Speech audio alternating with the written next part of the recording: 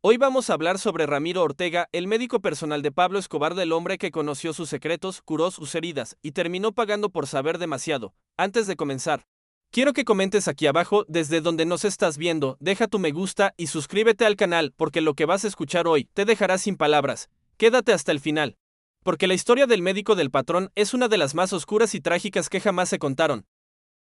Dicen que todo imperio se derrumba desde adentro, y en el corazón del cartel más poderoso del mundo, no fue una bala ni una traición, ni siquiera la di quien empezó el fin, sino un hombre con bata blanca y un estetoscopio. Su nombre era Dr. Ramiro Ortega, aunque pocos lo sabían. Para todos los demás, era simplemente el médico del patrón, un hombre reservado, de voz baja y mirada cansada, que curó heridas, silenció gritos y guardó secretos que ningún confesionario habría soportado. Lo conoció en una noche de sangre y pólvora, cuando un convoy del cartel fue emboscado cerca de Envigado. Escobar, herido en el brazo, se negó a ir a un hospital. Llévenme con el doctor, ordenó. Ramiro lo recibió en su finca con el pulso firme de quien ya había visto demasiado. Sin preguntar, extrajo la bala y la colocó sobre la mesa, aún caliente. ¿Sabe lo que está haciendo?, le dijo un sicario. El doctor lo miró con calma. Salvar una vida, no me importa de quién. Aquella noche, Escobar lo observó en silencio mientras fumaba. Usted tiene manos de santo, doctor, dijo sonriendo. La mirada de alguien que no cree en nada. Ramiro no respondió, solo limpió la sangre, guardó su instrumental y pidió que se fueran, pero el patrón no olvidó ese rostro. Desde entonces, cada vez que el cartel necesitaba un milagro médico, lo llamaban. Y poco a poco, sin quererlo, el doctor se convirtió en el confesor de los heridos, el testigo de los muertos, el guardián de lo prohibido. Su consulta se volvió un lugar donde el dolor no hablaba, se ocultaba. Nadie sobrevive tanto tiempo cerca del poder sin ensuciarse las manos, escribiría años después, en su diario. Yo, el que debía curar, terminé contagiado. Si quieres descubrir hasta dónde puede llegar un hombre cuando la conciencia se vuelve un lujo, suscríbete para no perderte las próximas historias. El doctor Ramiro no era un hombre ambicioso. Su vida giraba entre la medicina rural, los pacientes que pagaban con gallinas y una soledad que le pesaba más que la edad. Pero desde que curó a Escobar, algo en su destino cambió. La finca donde trabajaba comenzó a recibir visitas extrañas, autos sin matrícula, hombres con maletines, rostros que no hablaban. Al principio pensó en irse, pero un día recibió un sobre con su nombre, sin remitente. Dentro había una foto suya, tomada desde lejos, y una nota: usted ahora forma parte de algo más grande. No trate de salir. A partir de entonces, su vida dejó de ser suya.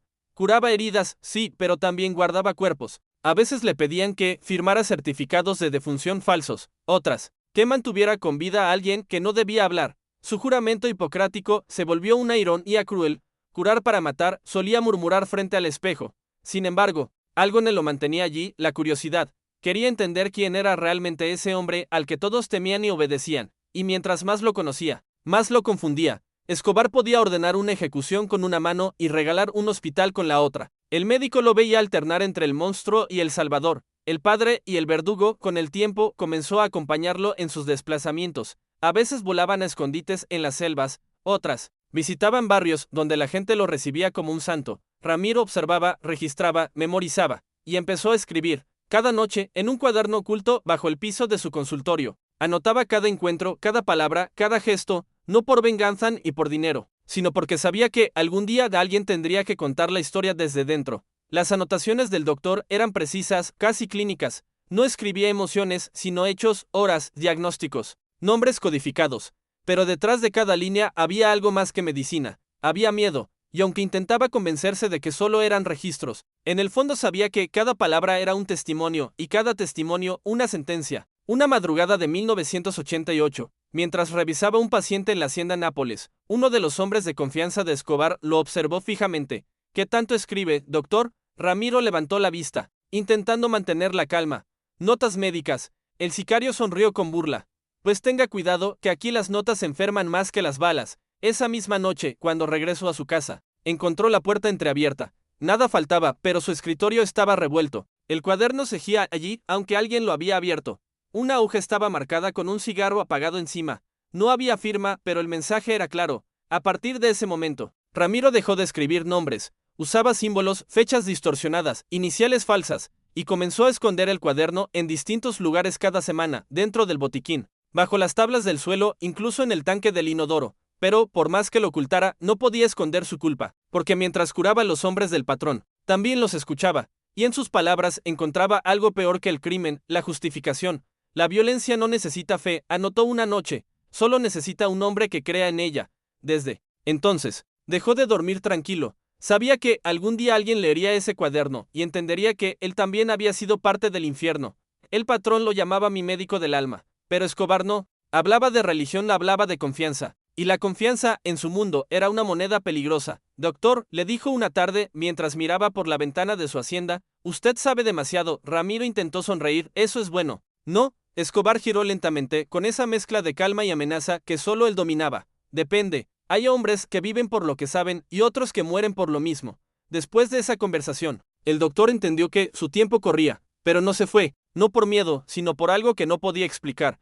Quizás porque, en algún punto, había empezado a sentir compasión por el hombre detrás del mito. Veía en Escobar algo que nadie se atrevía a reconocer, un ser humano atrapado en su propio imperio. A veces, mientras lo examinaba, notaba su respiración acelerada, el temblor leve en sus manos. No era el efecto de las drogas ni del estrés, era ansiedad. El patrón temía morir, pero más aún temía ser olvidado. Doctor, le dijo un día, cuando me muera, ¿usted va a contar lo que vio? Ramiro lo miró a los ojos. Solo si eso lo hace descansar. Escobar sonrió. Entonces escríbalo todo, pero guárdelo bien, porque el infierno también lee. Desde entonces, el médico comprendió que su diario no era solo un registro, sino una confesión compartida, una especie de pacto silencioso entre dos hombres condenados a sobrevivirse el uno al otro. Y aunque no lo sabía todavía, esa libreta iba a ser la razón de su desaparición. El doctor nunca olvidó aquella noche. Fue la primera vez que vio al patrón sangrar de verdad, no por una bala ni por un enemigo, sino por dentro, como si algo en su alma hubiera explotado. Escobar acababa de perder a un hombre cercano en una emboscada. No dijo una palabra, solo pidió una botella de ron y que nadie entrara en la habitación, pero después de horas de silencio, mandó llamar al doctor. Ramiro lo encontró sentado en el suelo, con la camisa abierta y las manos cubiertas de sangre. ¿Es suya?, preguntó. Escobar negó lentamente. Era de mi hermano. El doctor intentó examinarlo, pero Escobar lo detuvo. No estoy herido, solo cansado. Entonces el patrón lo miró con una intensidad que lo atravesó. ¿Usted cree en Dios? Doctor, Ramiro dudó. Creo en el cuerpo, y en lo que el cuerpo recuerda cuando la mente ya no puede. Escobar soltó una carcajada triste. Entonces sabe más del que los curas. Esa noche, mientras el patrón se quedaba dormido, el doctor notó algo que nunca había visto en él: miedo. No al dolor ni a la muerte, sino al olvido. El rostro del hombre más temido de Colombia era el de un niño que sabía que todo lo que construyó desaparecería. Cuando salió del cuarto, Ramiro escribió una sola línea en su cuaderno.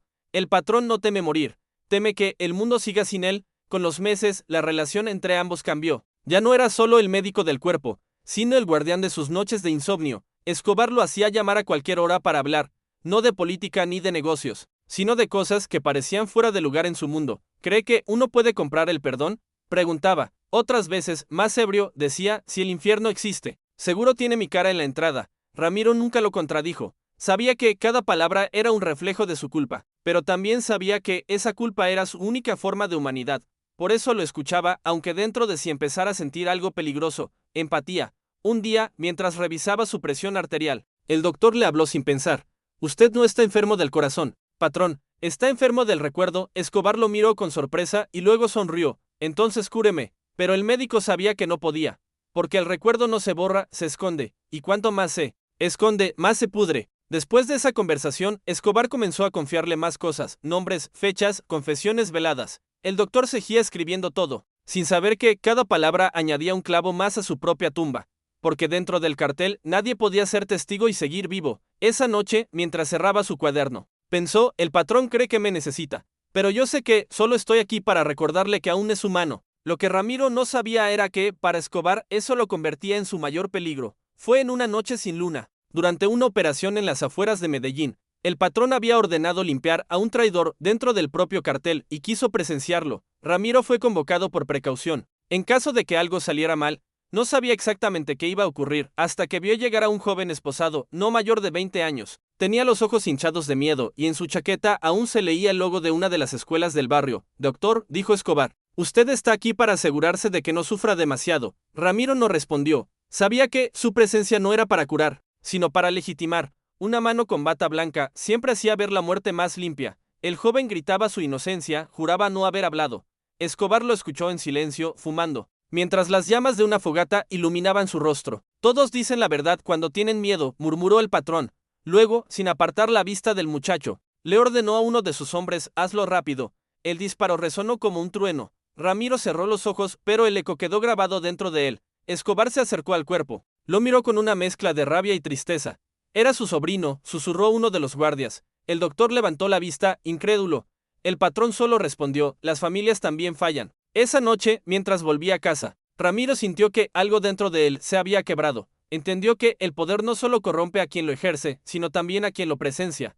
Después de aquel día, Ramiro dejó de escribir por semanas. No podía dormir ni comer sin recordar la mirada del muchacho. Intentaba convencerse de que no tenía elección, pero cada vez que cerraba los ojos, lo veía, y en sus pesadillas el joven ya no le pedía ayuda, le pedía perdón. Volvió a ver al patrón una semana después. Escobar estaba tranquilo, casi amable. Doctor, lo noto pálido. ¿Todavía le pesa lo que vio? Ramiro guardó silencio. No fue justo, murmuró. Escobar lo observó con una sonrisa triste. La justicia es un lujo de los vivos. Luego le ofreció un trago y cambió de tema, como si nada hubiera ocurrido. Ese contraste, esa frialdad humana, fue lo que más lo perturbó. ¿Cómo podía alguien que hablaba con ternura de su familia ordenar la muerte de un muchacho en la misma noche? Días después, Ramiro retomó su cuaderno, pero ya no escribía solo hechos médicos, escribía pensamientos, culpas, fragmentos de conciencia. El patrón no mata por placer, anotó. Mata para recordarse que sigue mandando. Y yo lo curo para seguir existiendo. A partir de entonces, su diario dejó de ser un refugio y se convirtió en una tumba. Cada palabra lo hundía más en el remordimiento. Sabía que su nombre estaba escrito en la lista invisible de los que sabían demasiado. Y lo peor de todo, sabía que Escobar también lo sabía. El doctor comenzó a notar detalles que antes ignoraba. Los mismos rostros lo seguían en diferentes calles. Un auto negro estacionado frente a su casa permanecía allí horas sin moverse, y los pacientes que antes confiaban en él empezaron a evitarlo, como si algo en su presencia se hubiera vuelto peligroso. Una noche, mientras revisaba un archivo en su consultorio, escuchó pasos en el pasillo, tomó el bisturí como única defensa y esperó. La puerta se abrió lentamente, y apareció uno de los hombres del cartel. Tranquilo, doctor, dijo sonriendo, solo vengo a saludar. Le entregó un sobre cerrado. Adentro había una foto, Ramiro saliendo de su casa con el cuaderno bajo el brazo. En el reverso, una frase escrita con tinta roja, el patrón aprecia su lealtad. No la ponga a prueba. El mensaje era claro. Alguien dentro del círculo de Escobar sabía que él escribía. Y si lo sabían, era solo cuestión de tiempo antes de que quisieran leerlo. Esa noche, el doctor cavó un hueco detrás de su finca y enterró el cuaderno envuelto en plástico. Mientras cubría la tierra, pensó en todo lo que había visto, operaciones secretas, heridos que nunca debieron sobrevivir, confesiones dichas entre disparos. Si ese diario salía a la luz, no solo caería el cartel, también su alma. Al día siguiente, decidió que debía huir. Pero en el mundo del patrón, nadie se va sin permiso. Intentó planearlo con cuidado, guardó dinero, escondió documentos falsos y organizó una cita en la frontera con un contacto de confianza. Pero mientras más preparaba su escape, más consciente se volvía de que alguien ya lo observaba. Cada llamada que hacía, cada puerta que abría, tenía un eco. Una tarde, mientras atendía a uno de los hombres del cartel, este le dijo sin levantar la vista, dicen que usted quiere irse. Doctor, ¿no le gusta nuestro clima? Ramiro sintió un escalofrío. ¿Quién dijo eso? El hombre sonrió. Los muros también escuchan. Esa noche, lo llamaron desde la hacienda. El patrón quería verlo. Cuando llegó, Escobar estaba solo, fumando junto a la piscina. ¿Qué haría si tuviera que elegir entre su vida o mi confianza? Doctor Ramiro respiró hondo. Intentaría curar las dos. Escobar sonrió. Apagó el cigarro y respondió, entonces todavía tiene remedio. El médico entendió que era un aviso disfrazado de perdón. El patrón sabía de su intento de fuga, pero lo había dejado vivir al menos por ahora. Cuando volvió a casa, encontró la puerta abierta otra vez, el lugar revuelto, y en el suelo, donde había enterrado el cuaderno, solo quedaba un agujero vacío. El hueco donde había enterrado el cuaderno era ahora un vacío dentro y fuera de él. Ramiro se arrodilló frente a la tierra removida y sintió que el aire le faltaba. No quedaba duda, alguien lo había encontrado. Pero lo más inquietante era que no había rastro de violencia, ni huellas, ni señales de intrusión, solo el silencio, el tipo de silencio que Escobar usaba para hablar. Durante los días siguientes nadie lo molestó, ni llamadas, ni visitas, ni amenazas. El patrón no mencionó nada. Era como si nada hubiera pasado, y eso lo asustaba aún más. Una tarde, mientras se preparaba para cerrar su consultorio, encontró un sobre la mesa. Adentro, una sola hoja arrancada de su cuaderno. Su propia letra. La frase decía, el cuerpo se cura. La culpa no. No había firma, pero el mensaje era claro. Alguien, quizás el patrón, quizás otro, quería que supiera que lo vigilaban, pero que también lo necesitaban. Porque el doctor no solo era un testigo, sino un recordatorio viviente. El espejo de carne que reflejaba la conciencia del cartel. Esa noche no durmió. Sentía que cada sombra lo observaba, que cada ruido tenía un significado. y empezó a pensar que tal vez Escobar no quería matarlo, sino condenarlo a vivir, sabiendo que ya no era libre. Los días siguientes fueron una tortura invisible. Los pacientes seguían llegando, pero sus rostros se confundían con los de los muertos que había intentado olvidar. El bisturí temblaba entre sus dedos. La culpa se le había metido en la piel como una enfermedad sin cura. Una noche, al salir del consultorio, vio algo que le heló la sangre. Un niño lo esperaba frente a la puerta. Tenía no más de 10 años y sostenía un sobre amarillento. «Esto es para usted», dijo antes de desaparecer entre las sombras. Dentro del sobre había una nota mecanografiada. «Siga trabajando, doctor. Su historia aún no termina». No había amenazas, ni advertencias, solo una orden implícita: seguir viviendo. Y esa idea lo destruyó más que cualquier amenaza, porque entendió que Escobar no lo veía como un enemigo, sino como parte del castigo. El doctor comenzó a escribir de nuevo, pero ya no para documentar, sino para resistir. Sus notas eran incoherentes, llenas de frases repetidas: «No soy uno de ellos, no soy uno de ellos». Pasaba noches enteras escribiendo hasta que el cansancio lo vencía, y al amanecer, al mirar sus propias palabras, no recordaba haberlas escrito. La culpa se había convertido en su religión, y él, sin quererlo, en su sacerdote. Cuando se miraba al espejo, ya no veía al médico que había jurado salvar vidas, sino a un hombre que había aprendido a mantener vivo el pecado. Una madrugada lo despertó una llamada. Era una voz que no escuchaba hacía meses. «El patrón lo necesita». Ahora, Ramiro sintió el corazón acelerarse. Durante un segundo pensó en negarse, pero sabía que eso no era una opción. En el mundo del cartel, rechazar una orden era lo mismo que firmar la sentencia.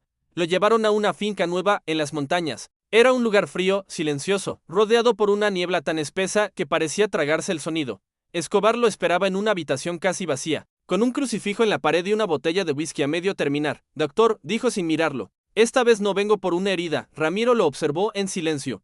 El rostro del patrón se veía distinto, más delgado, más cansado, como si los años hubieran caído todos de golpe. «Necesito dormir», murmuró. «No puedo cerrar los ojos sin verlos». «¿Ver a quién?» «A todos los que me hicieron rico». El doctor entendió que Escobar no pedía sedantes, pedía absolución, y por primera vez Ramiro sintió lástima por él, no por el criminal, sino por el hombre que ya no podía escapar de sí mismo. Mientras preparaba la inyección, el patrón le dijo sin levantar la vista: «Si algún día cuento mi historia, quiero que usted la firme». Ramiro se detuvo. «¿Por qué yo?». «Porque usted fue el único que me vio morir muchas veces y seguir respirando». Después de aplicarle la inyección, Escobar pareció calmarse. Se recostó en el sillón y cerró los ojos. Durante unos minutos el silencio llenó la habitación. El doctor pensó que se había dormido, hasta que lo escuchó hablar entre sueños. «Todos terminamos creyendo en algo, ¿no, doctor?». «Yo creí en el miedo». Ramiro se quedó observándolo. El rostro del hombre más buscado de Colombia se veía en paz, casi inocente. Y por un instante el médico se preguntó si realmente merecía morir como todos decían. Quizás su castigo ya era suficiente, vivir sabiendo que había ganado la guerra y perdido el alma.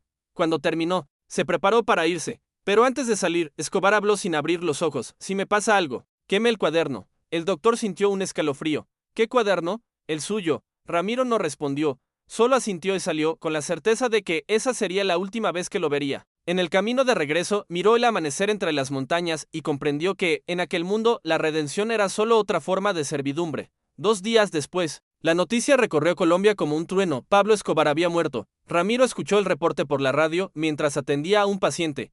El locutor hablaba de la operación, de los disparos, del cuerpo tendido sobre una azotea, pero el médico no escuchaba las palabras, solo el silencio entre cada frase. Dejó caer el estetoscopio sobre la mesa y se quedó inmóvil. No lloró, no sintió alivio, solo una extraña sensación de vacío. Era como si con la muerte del patrón se hubiera apagado también una parte de él. Esa noche volvió a casa y desenterró una caja vieja. Dentro estaba el segundo cuaderno, aquel que había escrito después del primero. Lo abrió con manos temblorosas y leyó su última anotación: «Cuando él muera, yo también dejaré de existir, porque nadie sobrevive a los pecados que cura». Cerró el cuaderno y lo miró por última vez. Sabía que si alguien lo encontraba, lo usaría para reescribir la historia, para convertir al monstruo en mártir o al médico en traidor. Así que lo llevó al patio. Encendió un fósforo y lo arrojó al fuego. Las llamas iluminaron su rostro mientras murmuraba: «Descansa, patrón, que yo me encargo del resto». Los días siguientes fueron una niebla interminable. Los noticieros mostraban imágenes del cadáver, los barrios celebraban, los enemigos se reían, pero el doctor solo veía cenizas. Cada voz, cada aplauso le sonaba hueco. Sabía que nadie en realidad había ganado, porque cuando un hombre como Escobar muere, no desaparece, se multiplican los que lo recuerdan. Una tarde, un periodista lo visitó. Dijo que había oído rumores de un diario del médico personal del patrón. Ramiro fingió no saber nada. «Si ese diario existiera», dijo, Solo contaría lo que ya sabemos, que la muerte no cura. El joven sonrió con incredulidad. ¿Y usted lo curó? Ramiro lo miró a los ojos. No, solo lo mantuve vivo el tiempo suficiente para que aprendiera a morir. Esa noche volvió a escuchar pasos fuera de su casa. No eran amenazas, eran ecos. El pasado regresando una y otra vez para recordarle que la culpa no desaparece con la muerte del culpable. Se sirvió un trago. Se sentó frente a la ventana y escribió en una servilleta: he sido médico, confesor y cómplice, pero sobre todo testigo. Luego la dobló con cuidado y la guardó en el bolsillo de su bata, sabiendo que pronto alguien más escribiría el final por él. Días después de la entrevista, el doctor Ramiro Ortega desapareció. No hubo disparos, ni sangre, ni testigos. Solo una puerta entreabierta y el olor a medicina en el aire. Su consultorio quedó intacto, salvo por una cosa: en el escritorio, una hoja suelta, escrita a mano, con su letra firme y clara. Decía: el cuerpo se repara, pero lo que uno ve no se olvida. Las autoridades no investigaron demasiado. Algunos dijeron que había huido del país, otros, que lo silenciaron los mismos fantasmas a los que sirvió. Pero entre los hombres que alguna vez lo conocieron, nadie se atrevía a pronunciar su nombre. Era como si hablar de él atrajera su destino. Meses más tarde, un campesino de Antioquia aseguró haber encontrado en una cabaña abandonada una bata blanca colgada en una cruz de madera. No había sangre, solo una fotografía amarillenta, el doctor y el patrón, uno de pie, el otro sentado, mirándose sin decir nada. Dos hombres unidos por el mismo pecado: haber confundido la cura con la obediencia. Con los años, su historia se volvió rumor, y el rumor se volvió mito. Algunos decían que el médico había sobrevivido, que vivía bajo otro nombre en un pueblo perdido. Otros afirmaban que su espíritu aún deambula por los pasillos de las viejas haciendas, buscando algo que ni la muerte le devolvió. Perdón, en los barrios donde Escobar fue rey. Los ancianos cuentan que, en noches de lluvia, se escucha un golpeteo metálico en las puertas,